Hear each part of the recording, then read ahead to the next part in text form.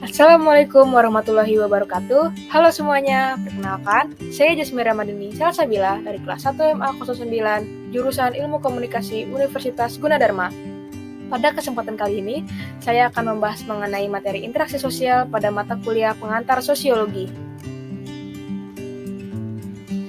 Yang akan kita bahas yaitu apa sih pengertian interaksi sosial itu, syarat-syarat terjadinya interaksi sosial, macam-macam interaksi sosial, dan bentuk-bentuk interaksi sosial. Pengertian interaksi sosial dapat diartikan sebagai hubungan-hubungan sosial yang dinamis. Hubungan sosial yang dimaksud dapat berupa hubungan antara individu yang satu dengan individu lainnya, antara kelompok yang satu dengan kelompok lainnya, maupun antara kelompok dengan individu.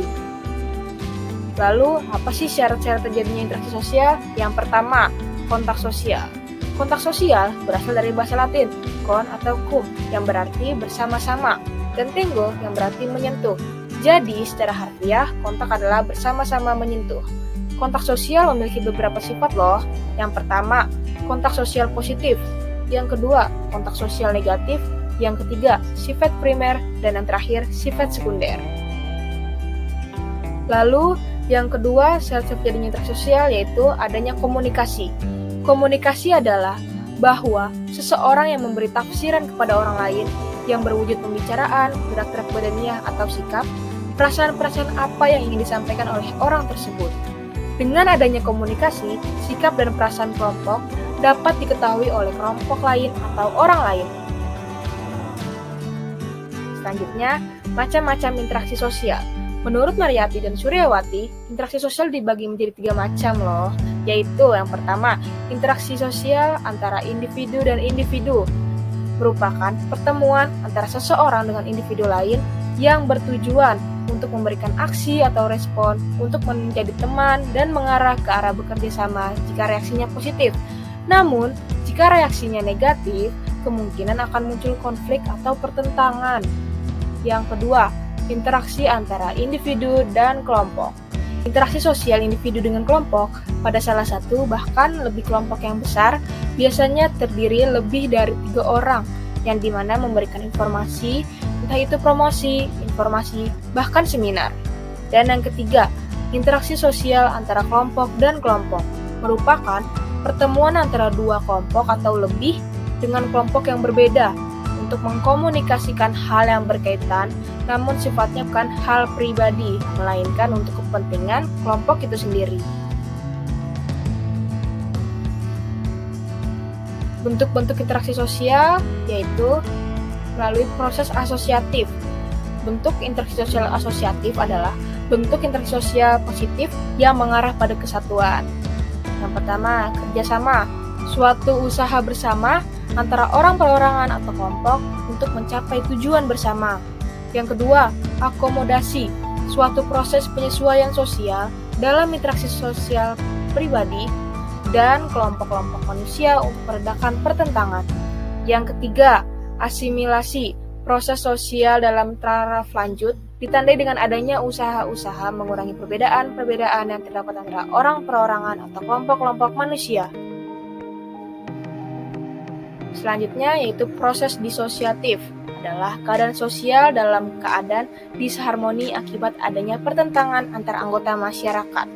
Yang pertama, adanya persaingan, suatu proses sosial di mana individu atau kelompok-kelompok manusia yang bersaing mencari keuntungan melalui bidang-bidang kehidupan yang pada suatu masa tertentu. Yang kedua, kontravensi, suatu bentuk proses sosial yang berada antara persaingan dan pertentangan atau pertikaian. Yang ketiga, pertentangan atau pertikaian, suatu proses sosial di mana individu atau kelompok berusaha memenuhi tujuannya dengan jalan menentang pihak lawan dengan ancaman atau kekerasan. Selanjutnya, mari kita lihat contoh dari interaksi sosial dalam kehidupan masyarakat. Warga desa Gentan untuk diharapkan kehadirannya pada kegiatan gotong royong bersama yang akan dilaksanakan pada hari ini pukul 8 pagi di Balai Desa Gentan. Terima kasih atas perhatiannya. Wassalamualaikum warahmatullahi wabarakatuh. Walah, hari ini ada gotong royong toh. Jam 8, bentar lagi loh, Bi. Iya, Mi. Abi mau langsung kumpul saja. Abi, gotong royong itu apa? Wah, nanti ae yo, Nduk. Abi jelasinnya setelah pulang aja yo. Iya deh, Bi. Yo wes, Abi pergi dulu. Assalamualaikum.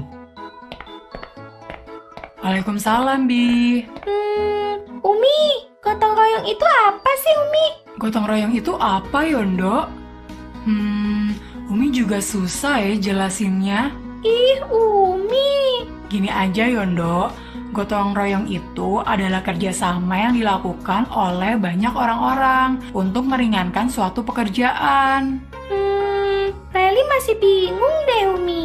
Sebentar, Yondo. Umi lupa kalau mau nyuci baju pagi ini. Nanti dilanjut lagi aja, yo. Ih, Umi.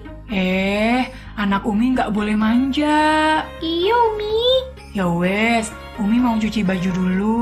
Jamal, Laili, kalian jaga Mufid yo. Iya, Umi. Mas Jamal, gotong royong itu apa sih? Sebentar ya, Dek. Waktunya berubah.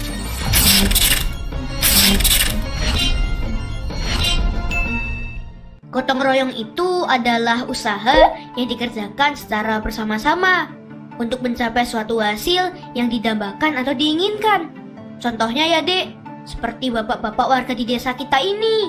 Mereka bergotong royong untuk membersihkan selokan dari sampah. Biar bersih ya, Mas. Iya sih, tapi nggak cuma itu. Selain biar bersih, juga supaya lingkungan kita gak mudah banjir. Terus agar terhindar dari jentik-jentik nyamuk juga. Intinya gotong royong itu kerjasama yang dilakukan rame-rame untuk mencapai tujuan yang diinginkan bersama-sama. Oh, gitu ya, Mas. Iya, Dek.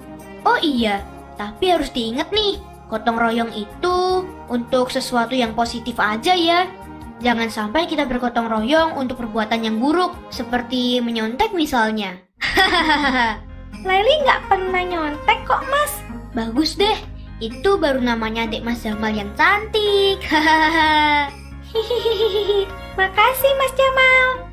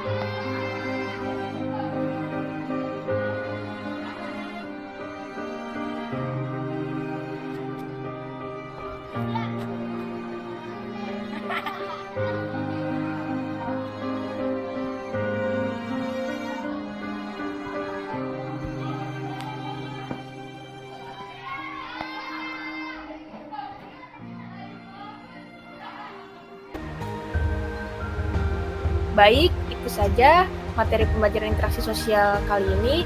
Sekian dan terima kasih. Wassalamualaikum warahmatullahi wabarakatuh.